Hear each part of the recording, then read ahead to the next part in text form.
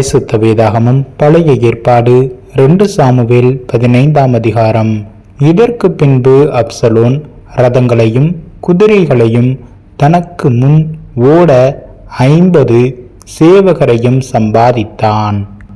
மேலும் அப்சலோன் காலைதோறும் எழுந்திருந்து பட்டணத்து வாசலுக்கு போகிற வழி ஓரத்திலே நின்று கொண்டு எவனாகிலும் தனக்கு இருக்கிற வழக்கு முகாந்திரமாய் ராஜாவினிடத்தில் நியாயத்திற்காக போகும்போது அவனை அழைத்து, நீ எந்த ஊரான் என்று கேட்பான். அவன், உமது அடியான் இஸ்ரவேல் கோத்திரங்களில் ஒன்றுக்கடுத்த இன்ன ஊரான் என்றாள். அப்பொழுது அப்சலோன் அவனை நோக்கி, இதோ உன் காரியம் நேர்மையும் நியாயமுமாயிருக்கிறது. ஆனாலும் ராஜாவினிடத்திலே உன் காரியத்தை விசாரிப்பார் ஒருவரும் இல்லை என்பான். பின்னும் அப்சலோன், வழக்கு வியாஜ்யம் உள்ளவர்கள் எல்லாரும் என்னிடத்தில் வந்து நான் அவர்களுக்கு நியாயம் செய்யும்படிக்கு என்னை தேசத்திலே நியாயாதிபதியாக வைத்தால் நலமாயிருக்கும் என்பான். எவனாகிலும் ஒருவன் அவனை வணங்க வரும்போது அவன் தன் கையை நீட்டி அவனை தழுவி முத்தஞ்செய்வான். இந்த பிரகாரமாக அப்சலோன் ராஜாவினிடத்தில் நியாயத்திற்காக வரும் இஸ்ரவேலருக்கெல்லாம் செய்து இஸ்ரவேல் மனுஷருடைய இருதயத்தை கவர்ந்து கொண்டான். 40 வருஷம் சென்ற பின்பு அப்சலோன் ராஜாவை நோக்கி, நான் கர்த்தருக்கு பண்ணின என் பொருத்தனையை எப்ரோனில் செலுத்தும்படிக்கு நான் போக உத்தரவு கொடும். கர்த்தர் என்னை எருசலேமுக்கு திரும்பி வர பண்ணினால் கர்த்தருக்கு ஆராதனை செய்வேன் என்று உமது அடியானாகிய நான் சீரியா தேசத்தில் கேசூரிலே குடியிருக்கும்போது பொருத்தனை பண்ணினேன் என்றான்.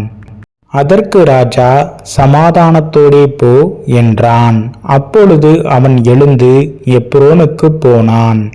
அப்சலோன் இஸ்ரவேல் கோத்திரங்களுக்கெல்லாம் வேவுக்காரரை அனுப்பி, நீங்கள் எக்கால தொனியை கேட்கும்போது அப்சலோன் எப்ரோனிலே ராஜாவானான் என்று சொல்லுங்கள் என்று சொல்லச் சொல்லி வைத்திருந்தான். எருசலேமிலிருந்து வரவழைக்கப்பட்ட 200 பேர் அப்சலோமோடே கூட போனார்கள். அவர்கள் வஞ்சகமின்றி அறியாமையினால் போனார்கள். அப்சலோன் பலிகளை செலுத்தும் போது தாவீதின் ஆலோசனைக்காரனாகிய அகித்தோப்பேல் என்னும் கீலோனியனையும் அவன் ஊராகிய கீலோவிலிருந்து வரவழைப்பித்தான். அப்படியே கட்டுப்பாடு பலத்து ஜனங்கள் அப்சலோமிடத்தில் திரளாய் வந்து கூடினார்கள். அதை அறிவிக்கிற ஒருவன் தாவீதினிடத்தில் வந்து, இஸ்ரவேலில் ஒவ்வொருவருடைய இருதயமும் அப்சலோமை பற்றி போகிறது என்றான். அப்பொழுது தாவீது எருசலேமிலே தன்னிடத்திலுள்ள தன்னுடைய எல்லா ஊழியக்காரரையும் நோக்கி, எழுந்து ஓடிப்போவோம், இல்லாவிட்டால் நாம் அப்சலோனுக்கு தப்ப இடமில்லை. அவன் தீவிரித்து நம்மிடத்தில் வந்து நம்மை பிடித்து நம்மேல் பொல்லாப்பு வரப்பண்ணி நகரத்தை பட்டய கருக்கினால் சங்காரம் பண்ணாதபடிக்கு தீவிரமாய் புறப்படுங்கள் என்றான். ராஜாவின் ஊழியக்காரர் ராஜாவை பார்த்து, இதோ ராஜாவாகிய எங்கள் ஆண்டவன் கட்டளையிடும் காரியத்தை எல்லாம் செய்ய உமது அடியாராகிய நாங்கள் ஆயத்தமாயிருக்கிறோம் என்றார்கள். அப்படியே ராஜாவும் அவனுடைய வீட்டார் எல்லாரும் கால்நடையாய் புறப்பட்டார்கள். வீட்டை காக்க ராஜா மறுமனையாட்டிகளாகிய 10 ஸ்திரீகளை பின் வைத்தான். ராஜாவும் சமஸ்த ஜனங்களும் கால்நடையாய் புறப்பட்டு சற்று தூரம் போய் ஒரு இடத்திலே தரித்து நின்றார்கள். அவனுடைய ஊழியக்காரர் எல்லாரும், கீரேத்தியர் யாவரும் பீலேத்தியர் யாவரும் அவன் பக்கத்திலே நடந்து போனார்கள். காத்தூரிலிருந்து கால்நடையாய் வந்திருந்த 600 பேராகிய கித்தியர் எல்லாரும் ராஜாவுக்கு முன்பாக நடந்தார்கள். அப்பொழுது ராஜா கித்தியனாகிய ஈத்தாயை பார்த்து, நீ எங்களுடனே கூட வருவானேன்? நீ திரும்பி போய் ராஜாவுடனே கூட இரு. நீ அந்நிய தேசத்தான், நீ உன் இடத்திற்கு திரும்பி போகலாம். நீ நேற்றுதானே வந்தாய், இன்று நான் உன்னை எங்களோடே நடந்து வரும்படிக்கு அழைத்து கொண்டு போகலாமா? நான் போகக்கூடிய இடத்திற்கு போகிறேன். நீ உன் சகோதரரையும் அழைத்து கொண்டு திரும்பி போ. கிருபையும் உண்மையும் உன்னோடே இருப்பதாக என்றான்.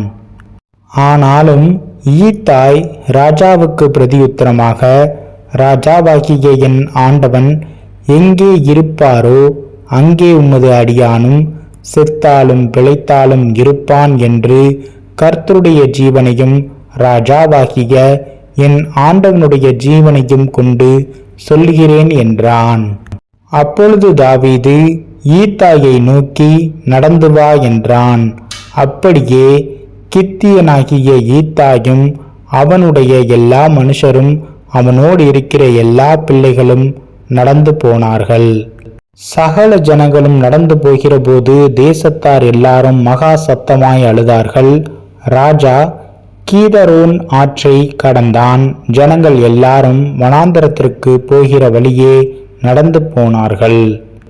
சாதோக்கும் தேவனுடைய உடன்படிக்கை பெட்டியை அவனோடே கூட இருந்து சுமக்கிற சகல லேவியரும் வந்து தேவனுடைய பெட்டியை அங்கே வைத்தார்கள். ஜனங்கள் எல்லாரும் நகரத்திலிருந்து கடந்து தீரும் மட்டும் அபியத்தார் திரும்பி போயிருந்தான். ராஜா சாதோக்கை நோக்கி, தேவனுடைய பெட்டியை நகரத்திற்கு திரும்ப கொண்டு போ. கர்த்தருடைய கண்களில் எனக்கு கிருபை கிடைத்ததானால் நான் அதையும் அவர் வாசஸ்தலத்தையும் பார்க்கிறதற்கு என்னை திரும்ப வரப்பண்ணுவார். அவர் உன்மேல் எனக்கு பிரியமில்லை என்பாராகில், இதோ இங்கே இருக்கிறேன். அவர் தம்முடைய பார்வைக்கு நலமானபடி எனக்கு செய்வாராக என்றான். பின்னும் ராஜா ஆசாரியனாகிய சாதோக்கை நோக்கி, நீ ஞான திருஷ்டிக்காரன் அல்லவோ? நீ சமாதானத்தோடு நகரத்திற்கு திரும்பு.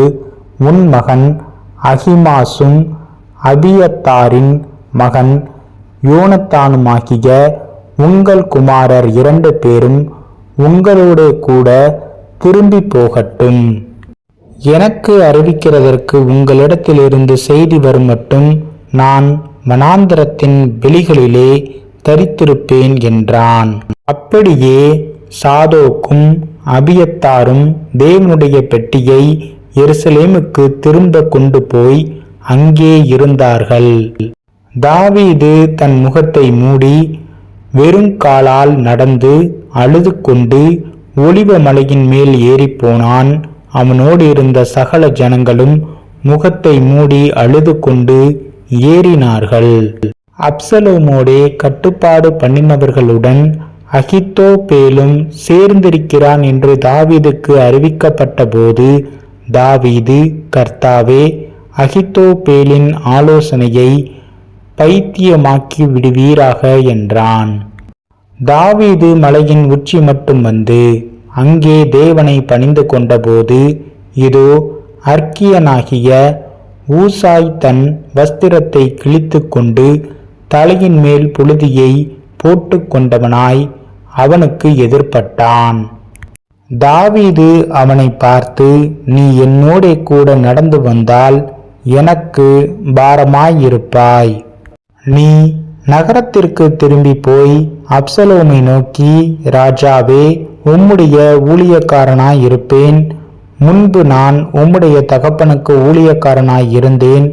இப்போது நான் உமக்கு ஊழியக்காரன் என்றாயோயாகில் எனக்காக அகித்தோப்பேலின் ஆலோசனையை அபத்தமாக்குவாய். உன்னோடே அங்கே சாதோக் அபியத்தார் என்னும் ஆசாரியர்கள் இருக்கிறார்கள் அல்லவா?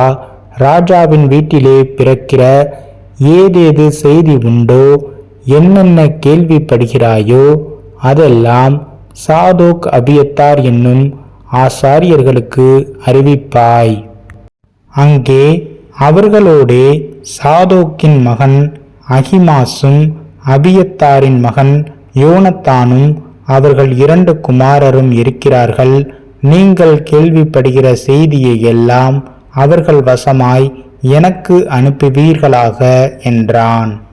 அப்படியே தாவீதின் சிநேகிதனாகிய ஊசாய் நகரத்திற்கு வந்தான். அப்சலோமும் எருசலேமுக்கு வந்தான்.